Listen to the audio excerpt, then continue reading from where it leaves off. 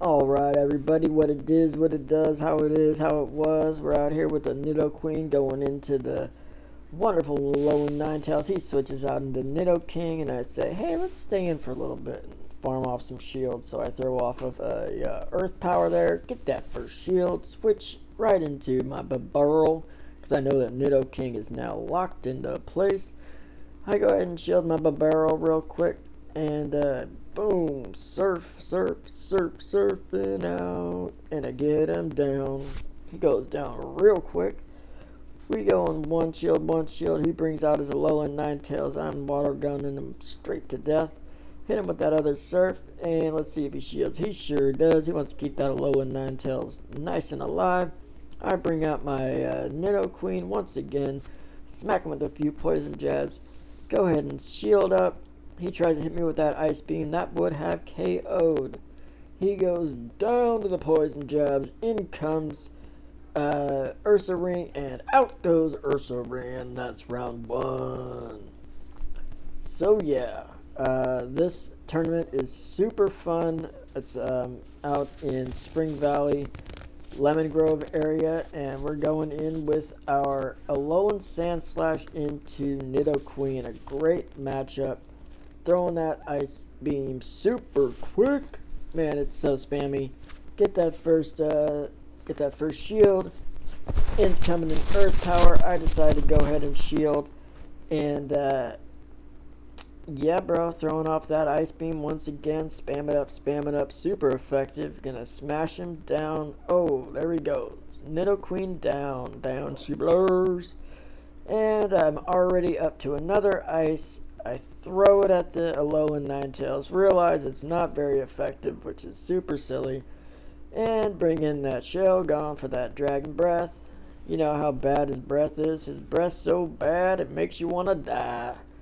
Throw that Twister. Twister is not a great move. I don't know. I was going to buy that second move, but I decided that it was not worth it.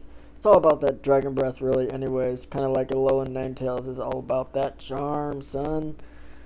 So he's going to go ahead and throw out the Last Resort, which does quite a chunk. That's almost a third of your health, if not more.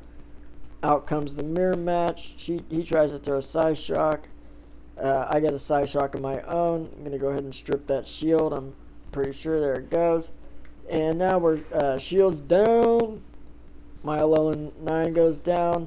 In comes a pre-charged Sandslash, and that is game. Yamabuki Natsumi, I believe is his name, is one of my best competitors. So after that last match, I was thinking that Shelgon was kind of a liability with him using Alolan Ninetales. So I decided to try Lanoon as a safe switch, which is, as you'll see, is going to be an interesting decision on my part. I think my main two problems in these next two matches is that I'm bringing Alolan Ninetales into an unlocked battle, and that gives him the opportunity to go ahead and bring in the counter, right? So try not to do that, okay? So here we go. We're going to lining up our Sandslash into this Umbreon, which is a decent matchup, I believe. So I go ahead and go with these Ice Beams here. I'm trying to get Umbreon down to a farmable position, as you'll see, but I'm realizing that it's not a great strategy if you're switching, then you're locking your person into place, and Alolan Ninetales isn't a safe switch, right? So it's very, very susceptible to being farmed by this Nido Queen here, as you're seeing. And even though I do get a shield out of him, it's just not a great scenario. I don't think I waited long enough, maybe, for the Umbreon, because now the Umbreon still is in the back with a little bit of health.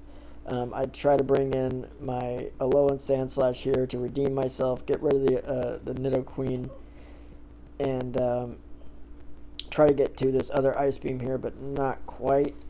And then now I'm just left with my Lanoon. So what am I going to do, right? You can't really close with a Lanoon. You can open. You can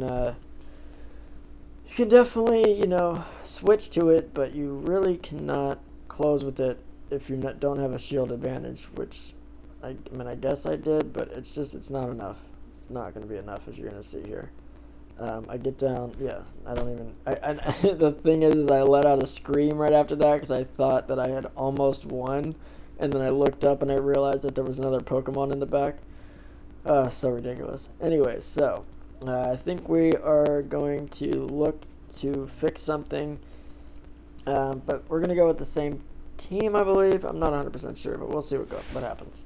Oh, no, we brought in Babero this time. So we're going to leave with Babero into Umbreon, and go with the Surf here. I need to start learning how to farm energy better and to be saving energy when I can save it, or like for instance, after an opponent throws all of his charge energy and all of his energy out, and it only has a little bit of health left, take that opportunity to farm it down with your fast attack, and then have that for the next Pokemon instead of just blowing all your charge energy, to kill the thing, and then you have no energy for the next Pokemon, and it's basically like wasted energy, wasted damage. So yeah, down goes everything. In comes the Nidoqueen, and see, I made the same mistake in this battle. I bring Alolan Ninetales in to farm down Umbreon, but then it leaves Nidoqueen there to kill me instantly, and it's really, so then Ninetales isn't really doing its job.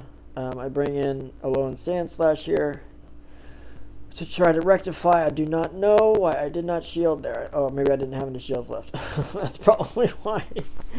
But, a little bit barrel, he's going to try his might out, but he's not going to be able to do, nearly enough. So, GG, that's game 3. Good game, Yamabuki. Alright, next match. This is another really great match. A new player in the area, and so yeah, he's going to bring out Sandslash against my Alolan Ninetales. I did not know that it was that great of a counter, to be honest with you. He was doing work there.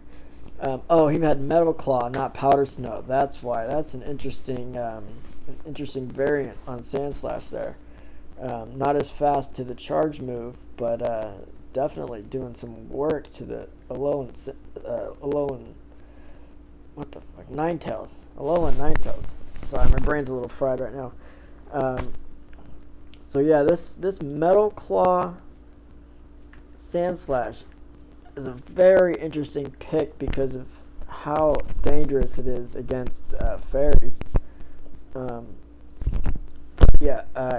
Going in with these twisters here, and as you can see, these twisters don't do much work. They really don't. Dragon Breath does, Twister doesn't. Maybe I should have added Flamethrower. I don't think it would have made a difference.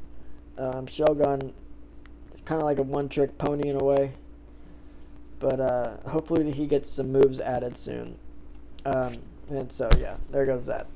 Lost that match. Next match, T-Gang 23. I think we're going to be seeing a lot more of this guy at our tournaments in the future. I get another great lead here. He goes into Sandslash. I go into my Sandslash and try to take advantage of the fact that I'm getting to my charge moves faster. I realize that the ice move's not going to do any work, so I switch over to the ground move to try to take advantage of ground being super effective against steel. And sure enough, it does a pretty healthy chunk there, huh? Yeah, I'd say so. In comes Suicune. Gonna throw out an Ice Beam and get that shield out of him. He's gonna throw a Bubble Beam and take me out, which was kind of a waste of a Bubble Beam if you ask me. I'm bringing my Alolan Ninetales, throw out a shield. He throws the Bubble Beam. These Bubble Beams, man, dude, they do a lot. I mean, they really take down your damage.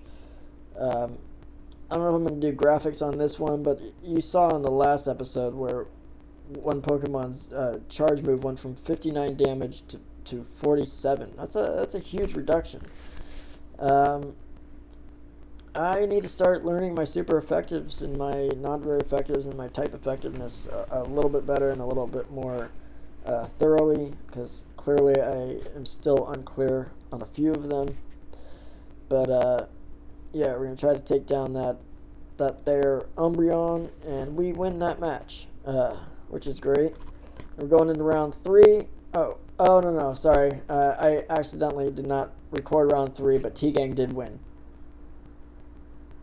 Alright, this next match here is against Angel Gray, one of our hashtag Girls Dead PvP that come out to our tournaments. And yeah, so I got this Sandslash going against a Alolan Ninetales, trying to do some work against it. Realizing that my fast attack definitely doesn't do as much work as Metal Claw, as you can see, but the charge moves definitely do work. And so in comes Kangaskhan, another spicy spice pick. I'm going to try to get some of these ice punches off to Kangaskhan real quick to chunk him down before my Sandslash goes down. I'm going to go ahead and bring in Shelgon here to try to fast attack him down and save up some energy for the next Pokemon. And sure enough, Kangaskhan gets switched out for Glaceon, because that ice is super effective against Shelgon, and I switch out myself into Ninetales there. She switches into her own Ninetales. I throw up a shield, thank goodness, because it was an ice beam. And down goes that Ninetales, and I win that match. Alright, the next match here is from LR Collins, another hashtag girl that PvPs that comes out to our tournaments, another fun trainer. She's using Suicune, and after playing about a match, I realized that this Suicune only has Bubble Beam. So that's a little bit interesting, as you can see there. In comes another Bubble Beam, and down goes my attack again, and now out goes Suicune. In comes Shelgon, but now that I've had 2 Bubble Beams, I'm not doing as much work as I would be doing to Shelgon. I decide not to shield and go ahead and fast attack it down. That was a situation where I should have saved my energy, because I would have had 2 Psyshocks here instead of 1, and yeah, it would have made. It would have made a difference. She has no shields there, so I would have been able to kill that King right there. In comes my Alolan Sandslash. I go ahead and shield it up because I know how much work it can do against an unshielded Nidoking. And as you can see right there, that is the amount of work that it can do. It's pretty effective. In comes Suicune again, throwing off another Bubble Beam, taking off my attack 1 level. I go ahead and throw an Ice Beam. It's not very effective, but I'm just trying to get the Suicune out of the match. Throws another Bubble Beam. My attack goes down again. In comes the finalizing Ice Beam here. Yeah, these trainers are a lot of fun to play against. Really fun trainers. Yeah, as I was saying, these tournaments, we hold them every month at the Coin House in Lemon Grove. It's a really fun venue to hold them at. Just perfect, just big enough. I'm doing my Alolan Sandslash into a Shelgon here. I go ahead and get that first shield. She's going to go ahead and throw a Twister here. Doesn't do very effective damage, so I don't shield. Go ahead and throw another Ice Beam. I'm trying to get rid of this Shelgon, and I sure do, because the Ice Beams just do super work against dragons. And anything ground. Now that was weird. Did you see how that Larion came out and then switched immediately into the Alolan Ninetales? I think that was a switch. She messed up and then switched again. So now I know that this Alolan Ninetales is locked in. I brought in my Nidoqueen to farm it down, and I just farm. This is the one time that I actually did the right thing. And then here I go, throwing the Earthquake, KOing the Larion. Man, that was actually a good play there. All right, next match. Next match is against LR Collins again. I've got the Sandslash in versus the Larion here. I think I started this in the middle of the match. I think I forgot to start it at the beginning. But anyways, So I switched into my safe switch Lanoon here. Goes out and throws a grass knot, which does a huge chunk. Those grass knots are great, man. Really great. I go ahead and shield my Lanoon, which I probably shouldn't have, but anyways, I go ahead and take down Larion with those Shadow Claws. In comes Nidoking. Out goes a grass knot, doing more than half damage. See you later, Lanoon. Thank you for all your work. Alright, what do you got, Sandslash? Let's throw out that Ice Beam and see what happens.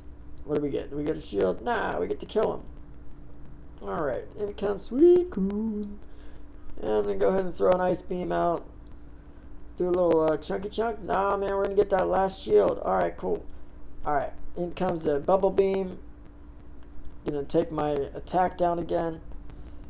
Throwing in comes another Bubble Beam. And do not shield because I know that she doesn't have anything else but Bubble Beam. And I'm going to throw this Bulldoze here. I'm realizing that neither of these moves are doing any work, but I'm going to allow her to just do as many Bubble Beams to this Pokemon as she wants. Try to get as much damage off as I can so that I don't get the next Pokemon in and have it, get too many Bubble Beams and it mess it up. So, yeah. If she had Hydro Pump, she would have won this match for sure, because as you see here, I got a Nidoqueen against her Suicune. She has plenty of health to charge up to that Hydro Pump. So yeah, she would have won this match if she had Hydro Pump, but she doesn't, so she didn't, and that's the end of that match. I ended up going 3-2, and the matches that I lost, I went 2-1, so I'd say that was pretty good. Alright guys, thanks for watching. Please like, comment, and subscribe. I got a couple videos here for you to watch. This one is of, the one on the left is of the cliffhanger, and the one on the right is of the other, it's of the Timeless Cup. Oh, Jesus Christ. Anyways, watch them both. Thank you. Bye-bye. Subscribe!